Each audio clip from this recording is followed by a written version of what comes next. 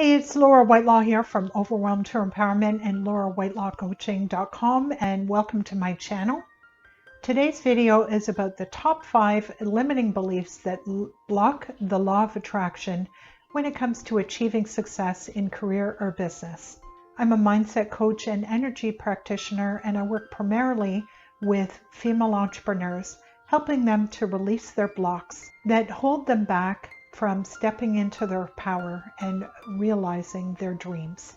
They say that as much as 90% of success is due to mindset rather than the actions you take or the business that you're in. And specifically, limiting beliefs about ourselves and our abilities often get in the way.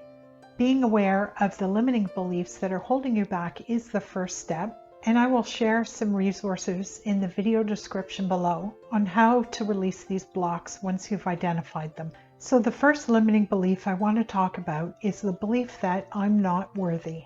Not believing that you're worthy or deserving of success is a big block. It will stop you in your tracks. And there are a couple of reasons why you might believe that you're not worthy of success. The first being that you probably picked up messages from your parents or teachers or older siblings when you were younger.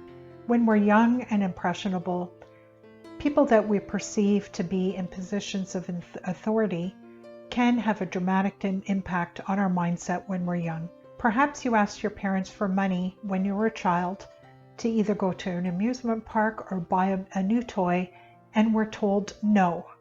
I know when I was younger, whenever I asked my mother for anything, if she wasn't in the mood to shell out the cash for it, she'd often say something like, "Well, why should you? I never had anything like that." Or she'd say something like, "Do you really think you deserve it?" So you can imagine what kind of impact that had on me as a child.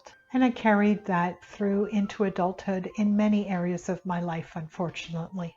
The second reason why we may feel that we're not worthy of the success we desire is that studies show that we tend to earn between 5 and 10% of those people who are closest to us. We are hardwired to get along with the other people who are a part of our tribe. In ancient times, if we didn't get along with our tribe of origin, it meant certain death. In today's society, when we stand out from the crowd, the fear is that we will be criticized or put down. But it all boils down to the unconscious belief that we must get along with the other members of our tribe in order to survive and stay safe. So decide that you are deserving. Recognize that this is an irrational belief that does not serve you any longer. You are the only one who can make your dreams come true. So seek out the support of a coach or mentor who can help guide you towards your goals and dreams. And once you achieve the success you desire, you will likely become an inspiration to others. By standing out and reaching your goals, you give others permission to do the same. The second most common limiting belief is, I'm not good enough. As school children, we are graded on how well we do. For me, when I brought home my report cards from school, I was often criticized for not having all A's. The emphasis was on the failures as opposed to the accomplishments. So that left me feeling not good enough. On top of that, my mother was a member of Mensa. So for me, getting good grades was very important because she was a straight A student all through school. I was still a really good student, but I didn't live up to my mother's expectations. This is often the case for many people and might have been for you too. Your parents might have focused more on the bad grades rather than the good ones. And there might have been comparisons with other members of your family, such as in my case where I was often compared to my mother. Comparisons to others can make you feel not good enough, and this can sabotage your results in business. You need to realize that you're one of a kind, and even though you might be marketing a business that's very similar to others out there, you have your own unique set of talents and gifts, and you have your own unique way of serving your audience. Focus on your accomplishments and celebrate daily, whether that's getting in a workout or writing a blog post, and resist beating yourself up for those things that you haven't accomplished. The third most common limiting belief is the belief that making money is hard.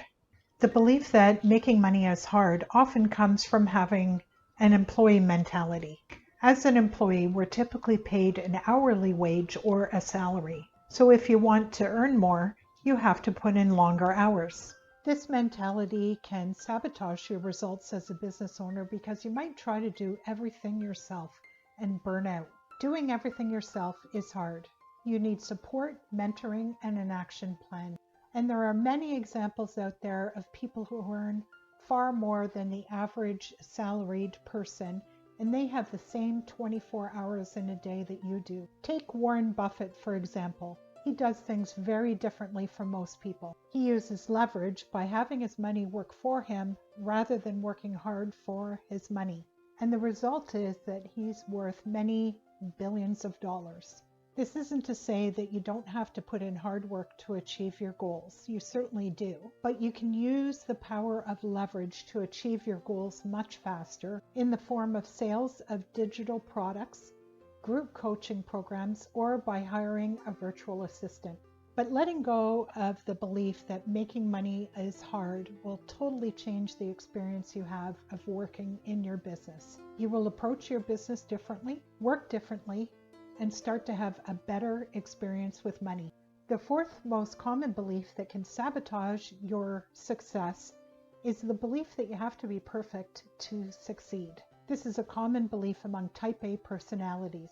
And this belief is closely related to the belief that you're not worthy or deserving or good enough for your desires. It's the tribal mentality. The worry that you'll be criticized or ridiculed if you don't have all your ducks in a row before you put yourself out there. And so you spend too much time tweaking your website to make it perfect, or on getting all the knowledge you think you need before launching your business, your program, or your first webinar.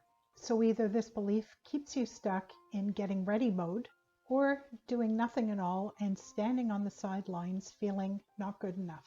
Instead, pull the trigger on whatever it is that you're working on, whether it's your website copy, a blog post, a program, and just go ahead and put it out there when it's good enough.